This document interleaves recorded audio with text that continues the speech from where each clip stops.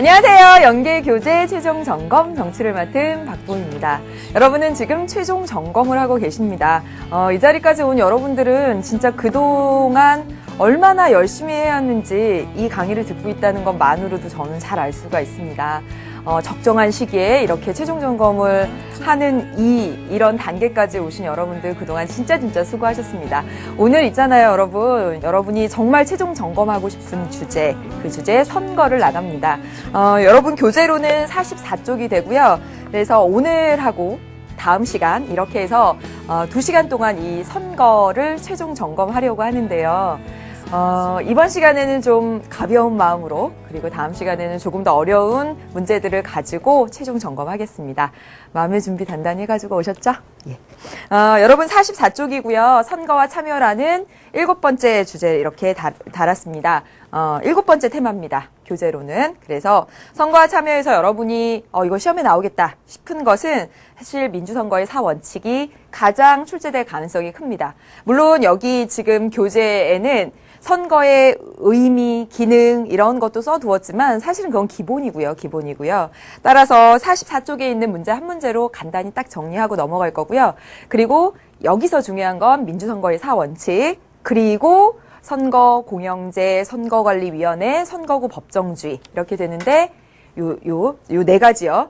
민주선거의 4원칙, 선거공영제, 선거관리위원회, 그리고 선거구 법정주의까지 이렇게 네 가지 확실하게 공부를 하는 겁니다. 오늘 이번 시간에. 여러분 일단 44쪽에 있는 수능 특강 72쪽 1번 문제의 변형한 문제부터 보도록 하겠습니다. 신문 보도에 나타난 여기 보세요. 선거의 기능은 했습니다. 이 문제에서는 물론 민주선거의 4원칙 4원칙 그 다음인데 이 문제는 물론 이런 문제는 출제되지 않을 가능성이 큽니다. 이렇게 딱 이거 읽어보고 선거의 기능 몇 가지 이렇게 보기에 써 있었거든요. 이 문제에서는 그거 빼고 그러니까 변형도 아니네요. 주관식으로 변형한 거네요. 이런 문제는 출제되지 않을 텐데 다만 지금 여기서 나타난 선거의 기능 정도는 선지 하나로 이렇게 나올 가능성도 있기 때문에 이 선거의 기능은 좀 알아두셨으면 좋겠어서 이렇게 별도로 주관식처럼 구성해 보았습니다. 볼게요, 여러분. 재정 파탄 낸 아일랜드 집권당이 총선에서 참패했다. 보세요. 아일랜드 집권당이 지난 25일 치러진 총선거에서 참패했다. 국가 재정 위기로 지난해 말 유럽연합 국제통화기금으로부터 850억 유로 규모의 구제 금융을 받는 등 경제정책 실패에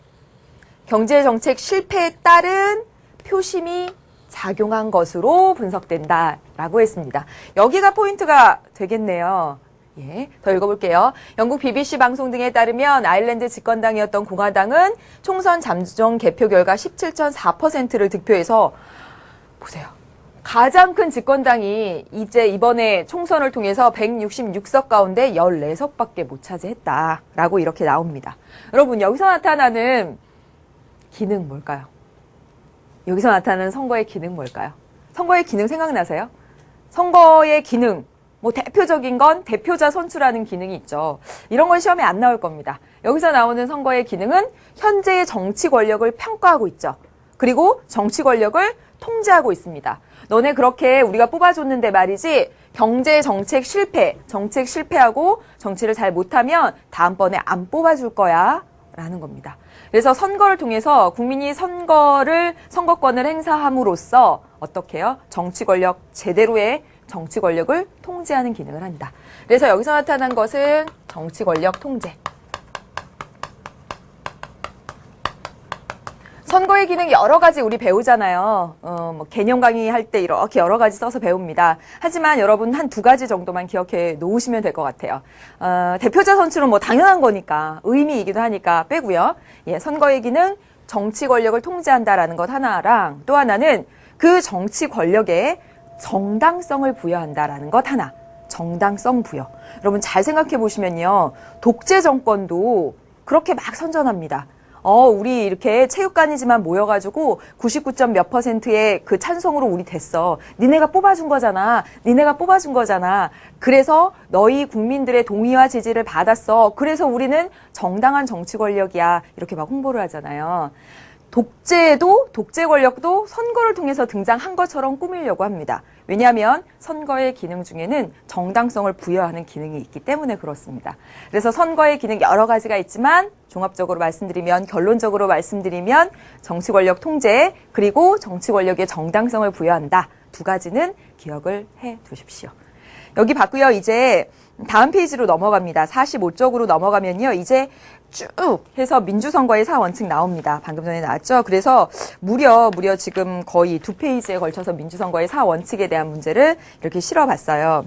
그래서 여러분 지금 위에 문제를 보세요. 한번 보면 연계 확인하기 보시면 이번 2013 6월 모의평가 문제와 그리고 수능특강 27쪽에 있는 문제가 아주 거의 흡사함을 알 수가 있습니다. 그래서 이런 식으로 나올 수 있기 때문에 민주선거의 4원칙 출제될 가능성 매우 높다고 생각하고 다음 사례들을 통해서 주관식처럼 역시나 마찬가지로 한번 이렇게 최종 점검을 해보도록 하겠습니다.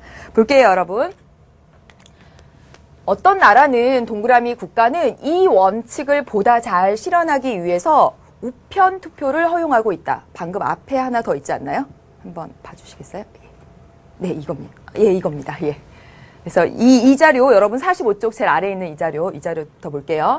다음 자료에서 강조하는 민주선거의 원칙은 해서 수능 완성 52페이지 7번 주관식처럼 바꿨습니다. 보세요. 16대 국회의원 선거구 획정에 대해서 헌법재판소가 헌법에 합치하지 않는다는 결정을 내렸다. 16대 국회의원의 경우 경기 의정부 선거구의 유권자 수가 34만 명, 서울 송파 의뢰 선거구는 34만 명인 반면에 보세요. 칠곡 선거구는 9만 3천 명, 고령 성주 선거구는 9만 명으로 최대 선거구와 최소 선거구의 이 크기 격차가 무려 3.9대 1, 다시 말하면 4대 1 정도가 났다. 여기 이 자료에서 강조하는 민주선거의 원칙은 무엇일까요? 그럼 민주선거의 원칙 4가지 있죠. 보통평등, 직접, 비밀. 보통평등, 직접, 비밀. 지금 이 헌법재판소의 판결, 헌법재판소가 강조했던 이 판결에서, 이 자료에서 강조되는 민주선거의 원칙 무엇일까요? 지금 선거구의 크기가 송파, 을은 이만한데요. 칠곡은 요만해요. 4대 1로 이렇게 차이가 나요. 그래서 대표는 똑같이 한 명씩 뽑습니다. 여러분, 예, 이거 위반한 건 평등선거의 원칙 위반입니다. 늘 말씀드리는 거죠, 여러분. 여기 지금 작은 선거구에 한 표랑 여기 큰 선거구에 한 표가 있습니다. 예, 어디에 한 표의 가치가 더 크죠? 어디에 한 표의 가치가 더 큽니까? 작은 가운데, 사과가 5개밖에 없어요. 5개 가운데 하나는 굉장히 아껴 먹어야 될 거죠. 사과가 100개가 있습니다, 집에. 그 중에 하나는요, 흔해 빠진 거잖아요. 잘 보시면 선거구의 크기가 이렇게 차이가 나면요, 작은 데서 한 표의 가치는 더 크고요, 큰 데에서 한 표의 가치는 작습니다. 한 표의 가치에 차이가 나요. 평등선거는 모든 사람에게 한 표를 준다라는 의미도 있지만 1인 1표의 의미도 있지만 거기다 하나 플러스 돼서 1인 1표 1의 가치, 똑같은 가치를 가져야 되는데 크기가 다릅니다. 가치가 다릅니다. 선거구의 차이가 나면 한 표의 가치가 다르다라는 내용은 여러분 바로 46페이지 뒤에 연계 확인하기, 역시 2013년 6월 모의평가에 또 연계 문제로 그대로 출제가 되었었죠. 그래서 이거 평등선거의 원칙이다. 보겠습니다. 다음 볼게요. 어떤 동그라미 나라는 이 기억의 원칙을 보다 잘 실현하기 위해 다음 페이지 46페이지입니다. 우편 투표를 허용하고 있다. 어떤 원칙을 실현하기 위해서 우편 투표를 허용하고 있는 걸까요? 더 볼게요. 선거당일 선거구에 체류하지 못하거나 건강상의 이유로 투표장에 갈 수 없는 유권자들은 우편 투표를 통해서 선거에 참여할 수 있게 한다. 아파도, 그리고 그 당일날 선거구에 체류하지 못해도 어떤 일이 있어도 일정 연령 이상 누구나 투표에 참여할 수 있도록 하겠다. 그렇죠, 여러분. 기억은? 그렇죠, 여러분. 보통선거의 원칙입니다. 일정 연령 이상 누구나 할 수 있도록 하기 위해서, 투표에 참여할 수 있도록 하기 위해서 우편 투표를 도입한 거죠. 또 보세요. 하지만 이 우편 투표는 뭐와 상충될 수 있다는 지적으로부터 자유롭지 못하다. 이 문제에 대응하기 위해서 어떤 원칙의 훼손 우려가 있나 봐요. 직접, 평등, 보통, 비밀 이 네 가지 가운데 어떤 원칙의 훼손 우려가 있나 봐요. 그래서 이 문제에 대응하기 위해서 이 나라는 투표 행위가 외부의 비밀이나 간섭 없이 개입이나 간섭 없이 비공개적으로 이루어졌음을 밝히는 서약서를 같이 제출하게 한다 그랬습니다. 그러면 여기서 이 우편 투표에서 나타나는 문제점이 뭐예요? 지금 투표 행위가 외부의 개입 또는 간섭이 이루어질 가능성이 있다라는 게 문제점이죠. 만약에 외부의 개입이나 간섭이 이루어진다면 어떤 선거의 원칙이 훼손되는 거죠? 외부의 개입, 간섭이 이루어진다면 어떤 선거의 원칙이 훼손돼요? 예, 그렇습니다. 비밀 선거입니다. 그래서 기억에 들어갈 건 보통, 니은에 들어갈 원칙은 비밀. 이렇게 적으시면 되겠습니다. 끊임없이 사례를 가져다가 계속 해봐야 돼요. 출제 확률이 매우 높기 때문에. 다음 하나 더 보도록 할게요. 민주선거의 원칙 위반 시정 사례. 여기 한번 읽어보겠습니다. 참정권은 국민 주권의 원칙을 실현하기 위한 가장 기본적이고 필수적인 권리로서 참정권 제한은 최소한의 정도에 그쳐야 한다. 그럼에도 불구하고 300만 명에 이르는 제외 국민은 나라 밖에 있다는 이유만으로 그들의 그동안 국민으로서 당연히 누려야 할 국민 주권의 주체로서 이 권리를 행사하지 못했다. 그래서 이에 따라 헌법재판소는 2007년 6월 28일 재외국민의 선거권 및 평등권 침해 또 위반이라는 이유로 공직선거법 제37조 1항 또 이 38조 1항에 대해서 헌법에 합치하지 않는다는 결정을 내렸고요. 그래서 법이 개정되어서 이제 재외국민도 투표할 수 있게 되었습니다. 그래서 2012년 4월 국회의원 총선에 재외국민이 투표하게 되었죠. 아시죠, 여러분? 재외국민. 잘 보세요.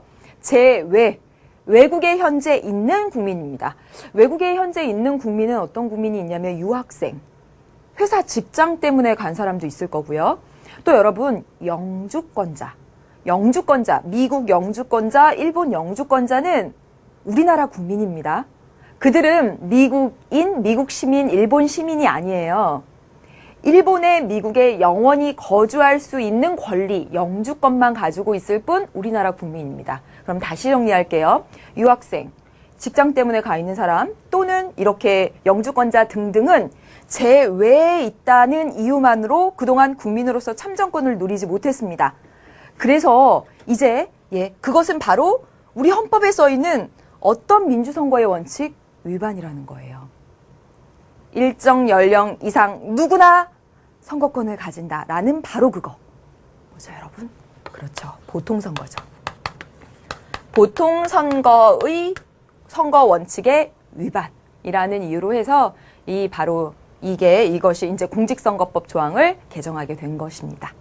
이해되시죠, 여러분? 재외국민 선거권, 재외국민 투표권 정말 자주 나왔습니다. 작년이랑 해서 자주 나왔으니까요. 재외국민 투표권 도입, 보통선거의 원칙 실현 이렇게 해서 기억을 해두시면 되겠습니다. 여기까지 봤고요. 이제 여기까지 본 내용이 민주선거의 4원칙입니다. 이제 넘어와서요, 여러분 47쪽부터 넘어와서 바로 선거관리위원회와 선거공영제 이야기를 좀 하도록 하겠습니다. 여러분 우리 교재 50쪽에 보면요. 50쪽에 보면 선생님이 한판 정리해가지고 이 선거관리위원회 그리고 선거공영제 이렇게 필기를 아주 간단히 해놓았잖아요. 그 정도 내용은 여러분이 모두 머릿속에 완전히 암기하고 있으셔야 됩니다.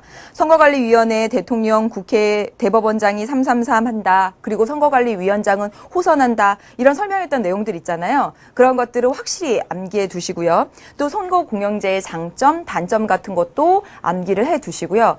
출제될 가능성은 100% 다른 선거 문제나 또는 사회계약서 이런 문제처럼 100% 날 것이다 라고 얘기는 못하지만 선지 하나 정도로 나올 수도 있고 하기 때문에 그 내용들 기억하시고 또 하나 선거관리위원회와 선거공영제에서 오히려 평가원에서 자주 출제되는 것은 바로 이 문제처럼 다음 보여주세요.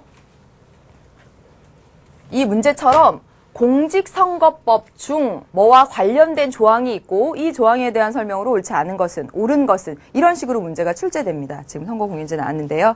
그래서 이 47쪽의 3번 문제나 수능 완성 57쪽의 3번 문제 변형 문제나 수능 특강 지금 이 75쪽의 3번 문제 이 변형 문제나 다 문제를 보면 선생님이 어떤 문제만 추렸냐면요. 공직선거법의 조항을 가져다 놓고 그것들을 해석하는 그런 문제만 실었습니다. 말씀드린 대로 선거관리위원회나 선거공영제의 그 개념들은 간단하기 때문에 그 문제들은 일부러 수록하지 않았고요. 이 내용들 공직선거법 해석하는 이 문제들을 좀 연습해 주셨으면 좋겠습니다. 그러면 이 문제 풀어갈게요. 정당은 선거에 있어서 선거구별로 선거할 정수 범위 안에서 그 소속 당원을 후보자로 추천할 수 있다. 그렇죠. 정당은 공직선거에 후보자를 배출하는 그런 기능을 하죠. 다만 비례대표 여러분 보세요. 자치, 구, 시, 군 의원의 경우에는 그 정수 범위를 초과하여 추천할 수 있다. 그랬습니다. 여러분 잘 보세요. 여기 보겠습니다. 구시군, 구시군, 자치, 구시군 이랬습니다. 여러분 여기서 포인트는 뭐냐면 자치, 구시군. 여기 말한 이 부분이 바로 기초자치단체라는 걸 아셔야 된다라는 겁니다. 여러분 우리 지방자치 할 때 기초와 광역을 배웠죠. 광역은 뭐죠? 넓은 지역의 자치단체. 그래서 우리나라에서는 특별시, 서울특별시, 그리고 뭐 도, 뭐 광역시 등등이 있고요. 그래서 우리 주소에서 제일 앞에 붙는 게 광역입니다. 광역. 그래서 이 광역에 들어가는 건 서울시, 울산시 하는 그런 큰 시들. 그리고 여기 나온 이 시는요, 기초입니다. 기초. 그래서 성남시, 뭐 일산시, 또 뭐 있나요? 예. 네, 광명시. 뭐 이런 시요. 예, 광명시 사시나. 예. 그런 시는 기초자치단체에 해당이 됩니다. 그래서 우리 주소 제일 앞에 나온 것이 광역, 우리 주소 그 다음에 나온 것이 기초입니다. 그래서 여러분 여기 나온 내용은 기초입니다. 그러면 여기서 알아야 될 내용, 여러분 기초자치단체에서 기초의회를 구성할 때는 바로 중대선거구제 방식을 채택하고 있다. 중대선거구제. 중대선거구제의 의미는 뭐예요? 한 선거구에서 2인 이상을 선출하는 거죠. 원래 소선거구에서는 한 선거구에 1등한 단 한 명. 그런데 중대선거구에서는 2인 이상. 그래서 우리나라 기초의회는 2인에서 4인까지 이렇게 선출하도록 되어 있습니다. 1등도 되고요. 2등도 되고요. 어떤 자치구시구는 4등까지, 1등부터 4등까지, 1등, 2등, 3등, 4등. 그런데 보니까 여기 보세요. 정당은 그 정수 범위를 초과하여 추천할 수 있대요. 다시 말하면 4인까지 뽑으면요. 한 정당이, 새누리당이 4명, 5명 이렇게 공천할 수 있다는 거예요. 여러 명. 그럼 후보가 굉장히 많겠죠. 뭐 민주당도 막 몇 명 이렇게 공천할 수 있다는 거죠. 그래서 이렇게 2명 내지 4명까지 뽑을 수 있게 한 이유는 여러분 뭐죠? 중대선거구제를 도입한 이유는 이렇게 기초자치단체에서라도 작은 정당들, 군소정당들, 정치 신인들이 등장할 수 있도록 하기 위해서 일반적으로 1등 단 한 명만 뽑는 소선거구제에서는 좀 이렇게 이름을 날리고 큰 정당 출신의 경력이 많은 사람이 당선될 가능성이 크잖아요. 그런데 2등, 3등, 4등도 뽑으면 작은 정당, 신진 인물들도 진출할 수 있게 되잖아요. 그래서 바로 그런 효과를 누리기 위해서 그런 이유로 이렇게 중대 선거구제를 도입을 했습니다. 또한 뭐 전라도, 경상도, 충청도 이렇게 지역 감정 있잖아요. 그래서 뭐 1등은 그 지역 감정이 작용하는 정당 사람이 되더라도 3, 4등은 다른 정당 사람도 좀 되게 정당도 이렇게 나오게 지역 감정을 좀 이렇게 지역주의를 해소하기 위한 그런 이유도 있습니다. 아무튼 더 보도록 할게요. 정당이 비례대표 국회의원 선거 및 비례대표 지방의회 의원 선거 후보자를 추천할 때는 그 정당 후보자 중 100분의 50, 다시 말하면 절반은 여성으로 추천하도록 되어 있습니다. 그리고 또한 그 후보자 명부의 순위의 매 홀수에는 여성을 추천하여야 된다라고 했습니다. 이게 의미하는 바가 뭘까요?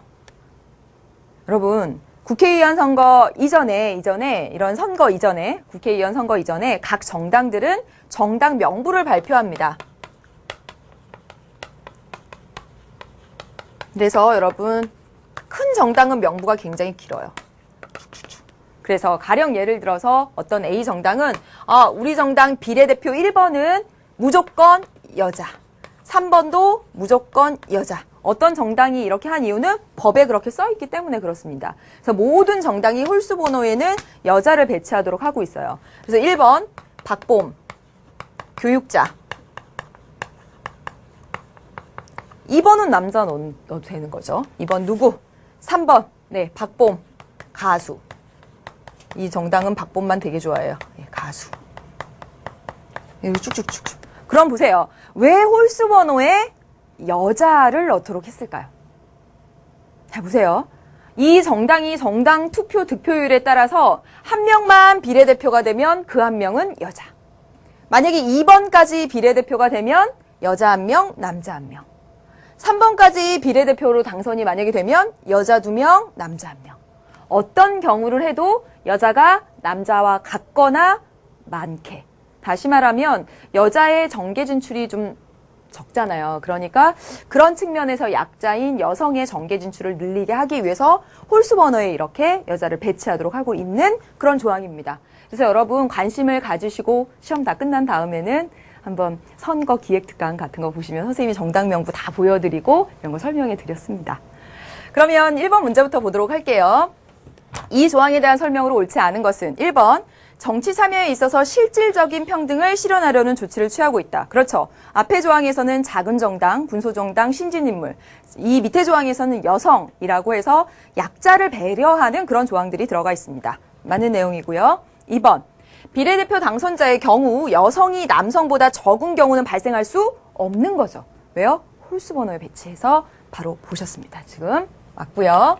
3번 다양한 의사를 의회 구성에 반영하고 그렇네요. 예, 작은 정당도 등장하게 하고 여성도 등장하게 하고 다양한 의사가 반영되겠죠. 여기까지 맞았습니다. 그런데 반영하고 정당 운영의 민주성을 높이려고 민주적으로 하게 하려고. 그럼 민주적으로 하게 한다.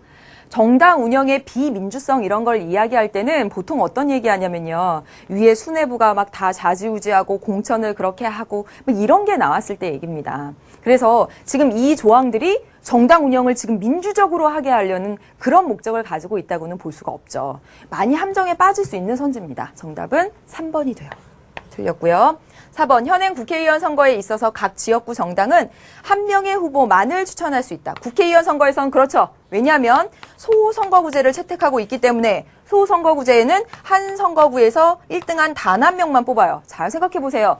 1등한 단 한 명만 뽑는데 어떤 정당이 우리 정당은 2명을 공천하겠어. 그래서 그 정당이 표를 나눠 그 두 후보가 표를 나눠 먹게 되면 다른 정당이 어부지리로 당선될 수도 있잖아요. 그래서 1등한 단 한 명만 뽑는 소선거구제에서는 각 정당별로 한 명씩만 공천합니다. 그래야죠. 다음 보겠습니다. 5번. 특정 정당이 특정 지역의 비례대표 자치, 시, 군, 의회 의석을 독점할 수도 있죠. 맞죠, 여러분? 2인에서 4인까지 뽑는다라고 했습니다. 이렇게 한 이 의인은 아까 말씀드린 대로 그래 3, 4등은 다른 정당도 좀 차지할 수 있게 신진 인사도 등장할 수 있게 이렇게 하긴 했지만 이게 제도의 의도이지 꼭 이 제도를 한다고 해서 막 섞어서 4명의 대표가 나오는 건 아니잖아요. 예, 1등부터 4등까지 모조리 한 정당이 다 차지할 수도 있습니다. 왜요? 정당에서는 그 정수 범위를 초과해서 공천할 수 있으니까. 그래서 한 정당이 5명 공천했는데 거기서 1, 2, 3, 4등 쭉 해서 4명 다 한 정당이 독점할 수도 있는 거죠. 많은 경우의 수가 있으니까. 그래서 여러분 정답은 3번이 되고요. 이 문제는 뭐 선거관리위원회, 선거공영제 이렇게 해서 풀었지만 사실은 제도에 대한 이야기도 나오고 여러 가지 얘기가 나왔습니다. 예, 좀 복합적으로 나온 문제 봐주시고요. 그 아래 문제 여러분 매니페스토 운동에 대한 문제고요. 혹시 이거에 대해서 이렇게 잘 이해가 안 되시면요. 기출문제 선생님이 매니페스토 운동끼리 이렇게 모아두었습니다. 그 페이지 보시면서 문제 몇 개만 풀어보시면 다 이해가 될 겁니다. 이제 뒤로 넘겨보도록 하겠습니다. 48쪽이고요. 선거구 법정주의입니다. 선거구 법정주의와 관련된 그 위에 자료를 한번 보세요. 선생님이 이 자료 수능 특강에서 가져온 자료로 그걸 안 썼네요. 예, 자료인데요. 선거구를 어떻게 짜느냐에 따라서 당선자가 완전히 뒤바뀝니다. 그래서 가처럼 짜면 갑정당이 세석을 모조리 차지하게 되고 나처럼 짜게 되면 똑같은 지역인데 을정당이 훨씬 유리하게 되고 따라서 선거구를 이렇게 획정할 때는 어떤 정당이 어떤 정당이 어떤 후보에게 유리하도록 그렇게 짜면 안 된다. 그래서 선거구는 국회에서 법에 따라서 선거구 법정주의 이렇게 다 공정하게 짜도록 되어 있습니다. 획정하도록 되어 있습니다. 그 선거구 법정주의에 대한 문제 48쪽 수능 완성 56쪽의 1번 문제 변형한 문제를 보도록 하겠습니다.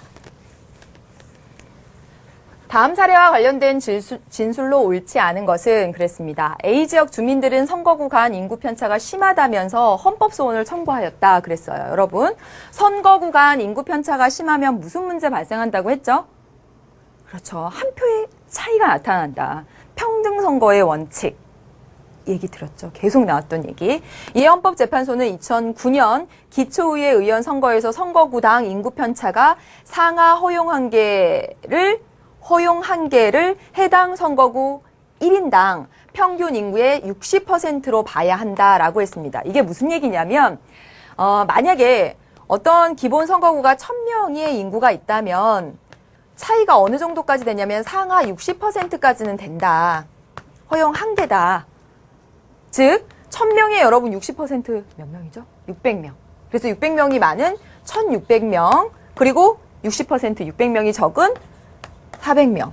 즉, 요 안에서는, 왜냐면, 똑같이 정말 1000명 단위로 똑같이 쪼갤 수는 없잖아요. 어느 정도 인구 차이는 날 수밖에 없잖아요. 그런데 너무 많이 인구 격차가 나게 되면, 앞서도 말씀드렸다시피, 한 표 격차의 차이가 나니까, 적어도 이렇게 1600보다는 좀 작고, 400보다는 많은 이 범위 내에 들어가 있어야 하는데, 지금 보니까 A지역 주민들의 선거구 간 인구 편차가 심하다며 제기한 이 소송의 이 헌법소원에 대해서 인용 결정을 하였다. 인용이라는 말의 뜻은요.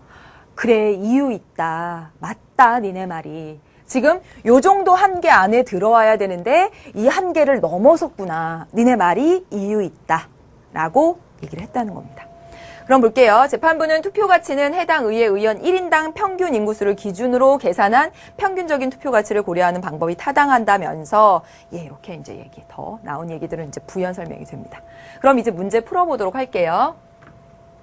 보겠습니다. 1번 A지역 주민들의 투표 가치는 과소평가되었을 것이다. 맞을까요? 맞죠? 지금 뭐라 그랬어요? 헌법재판소가 그래 니네 문제 제기한 거 맞다. 이유 있다. 인용해 주었습니다. 문제 제기. 저 너무 과대평가되었는데요. 이러고 문제 제기했을까요? 아니죠. 우리 한 표의 가치가 너무 낮습니다. 그리고 문제 제기를 했겠죠. 맞습니다. 두 번째, A지역의 선거구는 선거구 법정주의에 어긋났을 것이다. 여러분, 지금 상하 허용 한계를 넘어섰다. 그래서 투표 가치의 차이가 났다라는 얘기지. 이 선거구를 짤 때 국회 선거구 획정위원회에서 진짜 법에 따라서 획정하지 않았다라는 얘기는 없습니다. 따라서 어긋났다? 아닙니다. 정답은 2번이 돼요. 3번 볼게요. 헌법재판소는 선거구 간 표의 등가성이 보장되지 않았다고. 그래, 니네 말이 맞다. 한 거잖아요. 맞고요.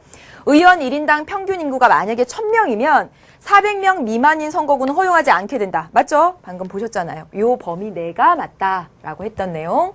5번, A지역 주민들은 기존 선거구가 헌법에 보장된 평등권을 침해한다라고 판단해서 우리와 다른 지역이 대표를 뽑을 수 있는 그 한 표 가치에 있어서 동등해야죠. 지금 차이가 나잖아요. 제기한 거잖아요. 맞죠? 맞습니다.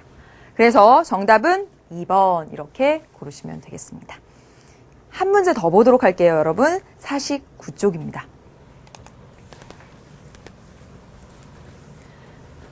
표는 갑당과 을당이 서로 다른 지역을 지지 기반으로 하고 있는 나라고요. 이 나라 전 지역을 다음과 같이 5개의 소선거구로 나누었습니다. 소선거구, 한 선거구에 1명이죠. 모든 유권자가 투표에 참여했고요. 그래서 이렇게 치렀습니다. 여러분 여기 딱 보시면 뭐가 문제예요? 선거구의 크기의 차이가 너무 많이 납니다. 그렇죠, 여러분. 여기는 모두 150명이 사는 선거구고요. 여기 이런 데 한번 볼까요? 여기는요, 85명. 150명, 85명을 각각 거기서 한 명씩 대표를 뽑은 거예요.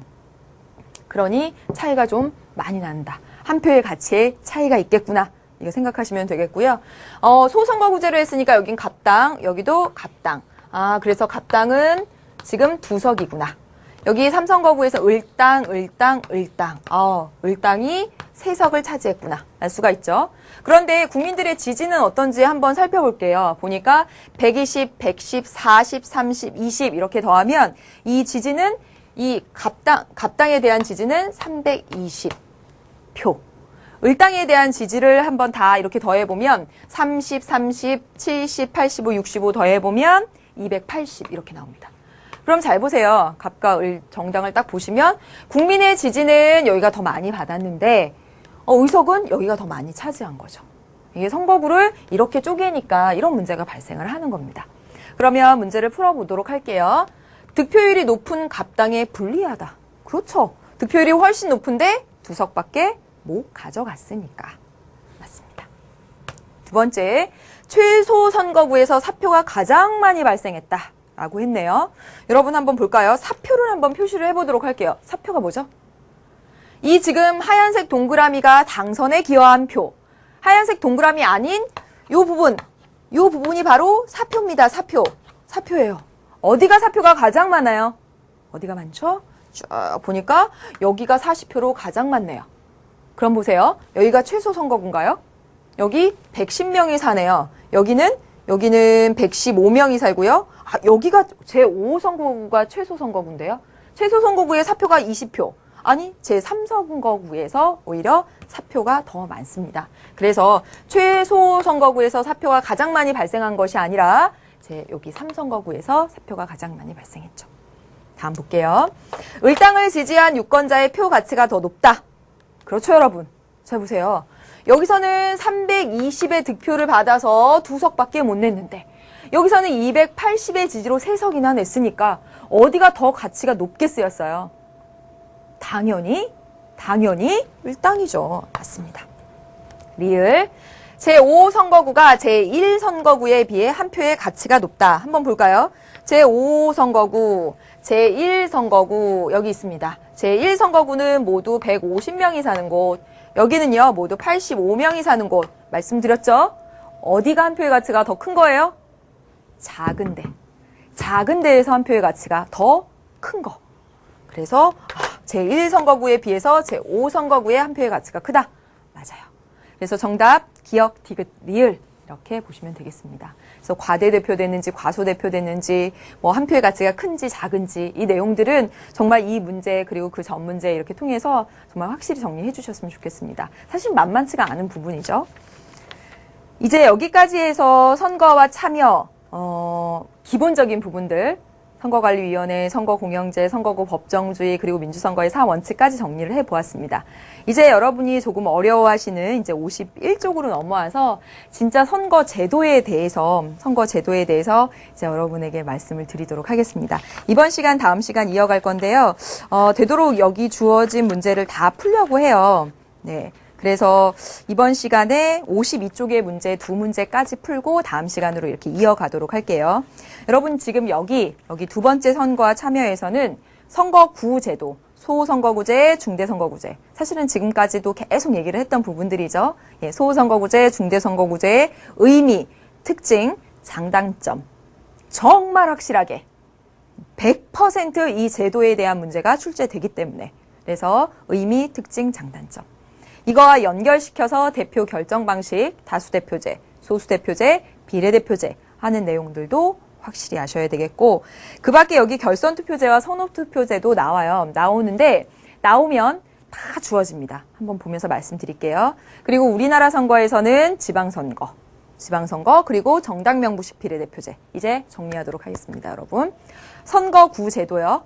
소선거구제, 중대선거구제. 예. 또 대표 결정 방식이요. 다수대표제, 소수대표제, 비례대표제요. 그리고 이 다수대표제 가운데에 절대다수대표제에 들어가는 것이 바로 결선투표제가 되는데요. 예, 그리고 선호투표제까지 됐고요. 이제 우리나라는 지방선거와 정당명부식 비례대표제입니다. 어디서 어떻게 날지 출제될지 정말 하나도 소홀히 하면 안 되는 그런 부분이에요. 그래서 52쪽으로 넘겨보도록 하겠습니다. 그래서 52쪽 수능 완성 53쪽의 10번 문제 변형한 문제를 풀어보면서 선거구에 대한 이제 기억을 잘 하고 있는지 더 보듬어 보도록 할게요, 여러분. 각국의 총선거 결과입니다. 이에 대한 적절한 설명이나 추론입니다. 여러분, 지금 보면 지역구 의석수 나와 있죠? 지역구 득표율 나와 있고요. 총 의석수 나와 있습니다. 문제 여기 읽어보니까 A, D당만 존재하고 무소속은 없고요. 이 나라는 의원 내각제 정부 형태를 채택하고 있대요. 예, 의원 내각제는 의회 다수당이 내각을 구성하는 것. 그렇죠. 그 다음에 여기 여러분 보세요. 지역구 의석수가 나와 있고 총 의석수가 나와 있습니다. 그렇다면 이 지역구 의석에서 총 의석에서 지역구 이 70을 이렇게 빼면 이 나머지가 뭐라는 얘기예요? 이게 비례대표라는 얘기죠. 비례대표. 그렇죠? 그래서 A당은 지역구 의석이 70석이고 비례대표가 40석이구나. 그렇죠. 그 다음에 여기 B당은 지역구에서 60석이고 비례대표가 15석이구나. C당은 50석이고 10석이 비례대표구나. D당은 30석이고 15석이 비례대표구나. 이렇게 하면 되겠네요. 그러면 문제를 풀어보도록 하겠습니다. 기억, 각국은 소선거구제를 채택하고 있다. 사실 이거부터 출발해야 되죠. 문제 딱 주어지면 소선거구제인지 중대선거구제인지부터 찾아야 되죠. 어떻게 찾아요, 여러분? 지역구 수와 의석수가 같으면 소선거구제입니다. 여러분 쫙 볼게요. 뭐 나왔냐면 지역구 의석수 나왔습니다. 쭉 더해보세요. 지역구 의석수 딱 더해보면 210입니다. 와, 지역구 의석수 210이네. 지역구수는요? 지역구수 어디 나왔죠? 지역구수 어디 나왔지? 지역구수 안 나왔습니다. 안 나왔어요. 여기 나온 거 지역구 의석수만 나왔어요. 지역구는 몇 개 안 나왔습니다. 안 나오면 소선거구제인지 알 수 없음이죠. 이거 함정에 빠집니다, 여러분. 두 번째, 지역구 수는 210개? 바로 이거 알았으면 이것도 딱 알았죠. 지역구 수가 아니라 지역구 의석수입니다. 그러니까 이것도 틀렸죠. 함정이 많이 빠졌을 겁니다. 비례대표 총수는 90석이다. 요렇게 더해보니까 90 맞네요. 맞습니다. 다음 볼게요. 디귿. 지역구 득표율과 비례대표 의석 점유율 간에는 비례관계가 나타나지 않는다. 여러분 한번 보세요, 여러분. 이거 어디 봐야 되냐면요. 여기 C당 보세요. C당은 지금 지역구 득표율에 보세요. C당 20% 득표했습니다. 그리고 D당 한번 보세요. D당 15% 득표했습니다. 그러면 보세요. 만약에 이 지역구 득표율과 비례대표 의석률 사이에 비례관계가 나타나려면 여기 C당이 20%고 D당이 15%니까 비례대표도 어디가 더 많았어야 돼요. C당이 더 많아야 되는 거죠. 득표율이 비례한다라고 하면 네, 어디가 틀렸나요? 지금 여기 25다. 25. 고맙습니다. 여러분 이해하시죠? 어떻게 이렇게 단순한 산수로 이렇게 할까요? 여러분 보세요. 만약에 지금 여기 이렇게 차례대로 보세요. 지역구 득표율하고 비례대표 의석률하고 일치하려면 A당이 가장 지역구 득표율이 높으니까 비례대표 40 맞네. 두 번째 B당이 30%로 두 번째로 높으니까 비례대표 25명 두 번째로 많은 거 맞네. 그러면 C당이 세 번째로 득표율이 높으니까 여기 세 번째로 높아야 되잖아요. 그런데 아니죠. 그렇죠. 오히려 D당이 더 높습니다. 그 말은 이 비례대표를 배분할 때 지역구 득표율에 따라 배분하지 않았다는 얘기가 됩니다. 다시 말하면 여기 지역구 득표율과 비례대표 의석 점유율 간의 비례관계가 나타나지 않는다는 거죠. 여기서 바뀌었잖아요. 맞습니다. 다음 볼게요. A당은 C당과 달리 그리고요. 비례도 나타나지 않아요. 35%면 90에 35%, 90석에 35%면 30 몇 석이 되어야 되는데 40석이잖아요. 네, 그렇기도 하고. 또 볼게요. A당은 C당과 달리 지역구 의석 점유율보다 비례대표 의석 점유율이 더 높다. 한번 해보면 되잖아요. A당. 지역구 의석 점유율, A당의 지역구 의석 점유율은 전체 210석 가운데 70석을 점유하고 있습니다. 그러면 한 30%가 좀 33점 몇 %가 되는 거죠. 그렇죠? 그런데 비례대표 의석 점유율은요. 전체 90석 가운데서 40석을 점유하고 있습니다. 어떤 게 더 높아요? 단순히 봐도 이거는 3분의 1 점유하고 있는데 이건 거의 반쯤 되잖아요. 그러니까 여기가 더 점유율이 높죠. 정말 A당은 지역구 의석 점유율보다 비례대표 의석 점유율이 높네. 그럼 C당과 달린지 한번 볼게요. C당은 보니까 전체 210석 가운데서 50석 차지하고 있습니다. 한 4분의 1이 조금 안 되는 거죠. 여기 보니까 비례대표 의석 점유율은 C당 딱 보면 전체 90석 가운데 10석입니다. 그럼 어때요? 여기는 9분의 1의 비율인데 여기는 한 4대 1 정도 되잖아요. 그러니까 여기 점유율이 더 높네요. 그러니까 A당은 C당과 달리 비례대표 의석 점유율이 더 높다라고 말할 수 있는 거죠. 그렇죠? 그래서 정답은 디귿 리을 이렇게 부르시면 되겠습니다. 됐나요, 여러분? 됐나요? 여러분 이 문제에서 이런 문제처럼 한 문제로 단독으로 이렇게 나온 사례는 작년도 문제에 있었고요. 거의 이렇게 세트 문제로 나오는데 아무튼 이 문제에서 여러분이 기억하셔야 될 것은 뭐냐면 선거 지역구 수와 의석수를 비교해서 어떤 선거구제인지 찾는 거 가장 기본. 그 기본을 가져다가 기억 니은 선지를 구성했구나. 라는 것이고요. 의석 점유율 이렇게 나오잖아요. 이런 거 정말 무슨 퍼센트를 구해야 되나? 이렇게 하실 필요 없어요. 210에 50이면 4분의 1 정도가 되고, 여긴 9분의 1 정도가 되니까 여기구나. 이런 식으로. 머릿속으로 대강. 이렇게 하셔야 됩니다. 마지막 문제를 보도록 할게요. 가나는 정당 명부식으로 비례대표를 선출하는 서로 다른 방식인데요. 가에서 나로 변경될 경우 초래될 결과에 대한 적절한 추론을 보기 위해서 고르는 것은 여러분 비례대표라는 게 뭐예요? 비례대표라는 게 정당 득표율에 비례해서 의석을 주는 거죠. 그렇습니다, 여러분. 그래서 지금 여기 가는 전국에서 100석을 뽑는 거고 나는 이렇게 권역별로 나눠서 각 권역에서 25석씩 뽑는 겁니다. 이해되시나요? 그러면 여러분 한번 볼게요. 한 작은 정당이 있습니다. C당.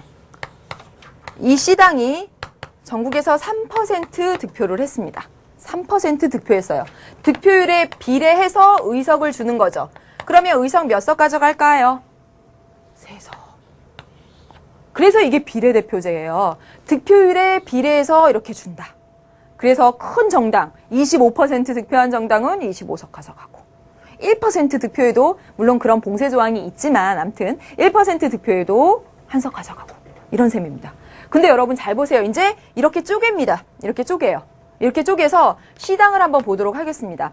그럴 리는 없지만 만약에 C당이 이 A 권역에서도 3% 득표하고 B 권역에서도 3% 득표하고 여기서도 3% 여기서도 3% 이렇게 득표했다라고 해봅시다. 이거랑 똑같은 거죠. 전국에서 3%를 하나 권역별로 나눠서 3%를 하나 똑같은 거죠. 전국으로 했을 경우에는 3% 하면 3석 가져갑니다. 전체 100석이니까. 그런데 권역별로 나눴어요. 한번 보겠습니다, 여러분. 권역별로 나눠서 B 권역에서 이 C당이 3%를 지지한 거예요. 그러면 너 C당 3.3% 득표했어. 25석에 3%를 주도록 하겠어. 25석에 3%를 어디 보자. 계산을 해보니까 0.75구만. 한 사람은 못 주고 0.75석 줄게. 안 되죠. 안 되잖아요. 그렇죠. 그래서 이렇게 전국 단위로 해서 비례대표를 하면 작은 정당도 의석을 가져갈 수 있습니다. 2%. 그러면 2석. 이렇게 가져갈 수 있어요. 그런데 이렇게 권역별로 나눠 넣어서 여기서 2% 하면 0.5 반명 가져가 할 수 없다는 거죠. 그래서 이런 경우에 2%, 3%를 득표를 한 정당들의 표는 모두 버려지는 표가 된다라는 겁니다. 바로 그게 포인트입니다. 이 문제의 포인트는 여기에 있어요. 그러면 한번 이 문제를 풀어보도록 하겠습니다. 여기서 여기로 초래될 경우 기억, 사표가 늘어날 것이다. 맞아요? 맞죠? 예. 여기서는 2%면 2석 주고 1%면 1석 주지만 3%를 받아도 의석을 못 가져가니까 이거 버려지는 표가 될 수가 있죠. 사표가 늘어날 겁니다. 두 번째, 작은 정당의 의회 진출이 활발해질까요? 여기서는 3% 정당, 2% 정당도 진출하지만 여기서는 진출하기 어렵습니다. 의회 진출이 활발해지지 못하죠. 틀렸네요. 다음 볼게요. 비례대표 당선자의 지역 대표성이 높아질 것이다. 어때요? 그렇죠. 이거 맞죠. 왜요? 여기 전국 단위로 뽑을 때는 전국 단위로 해서 정당 득표율에 따라서 딱 내가 뽑힐 때는 나는 전국 단위로 뽑은 비례대표야 이렇게 생각을 하지만 이렇게 권역 단위, 지역 단위로 뽑으면 나는 여기 C지역, 경기도 지역에서 뽑힌 비례대표야. 여기서 나는 서울 지역에서 뽑힌 비례대표야. 아무래도 이렇게 권역을 나누면 지역 대표성이 높아지겠죠, 당연히. 다음 볼게요. 리을, 정당 득표율과 비례대표 의석률의 일치 정도가 높아진다고요? 안 높아지잖아요. 3% 하면 3석 받았는데 여기서는 3%에도 못 받는 수가 있어요. 그러니까 일치 정도는 낮아지죠. 이거 틀렸습니다. 그래서 여러분 정답은 기역 디귿 해서 2번 이렇게 고르시면 되겠습니다. 여러분 이 4번 문제와 같은 경우는 사실 이걸 권역별 비례대표제라고 하거든요. 그런데 이 권역별 비례대표제가 나왔어? 그럼 그걸 물어보는 거 아니야? 그렇게 생각하시고 찾아서 공부하시면 절대로 안 됩니다. 권역별 비례대표제라는 말 자체는 교과서 밖이에요. 그러면 지금 보다시피 있는 그대로 읽고 해석할 수 있도록 문제가 나오니까 그 이상을 찾아서 막 하려는 그런 시도는 안 하는 게 좋을 것 같아요. 시험 끝에 다가올수록 막 지역적인 거 파고들고 또 막 어머 이거 권역별 비례대표제? 막 이렇게 찾고 그럴까봐 걱정이 돼서 말씀드리는 건데요. 이 문제나 또는 이제 다음 시간에 풀 석패율 문제나 이런 것들 문제 속에서 다 주어져 있으니까요. 그대로 그 문제만 충실하시면 되겠습니다. 다음 시간에 이제 좀 더 어려운 선거 문제 가지고 만나도록 할게요. 다음 시간에 선거 문제 풀이의 노하우도 알려드리겠습니다. 안녕.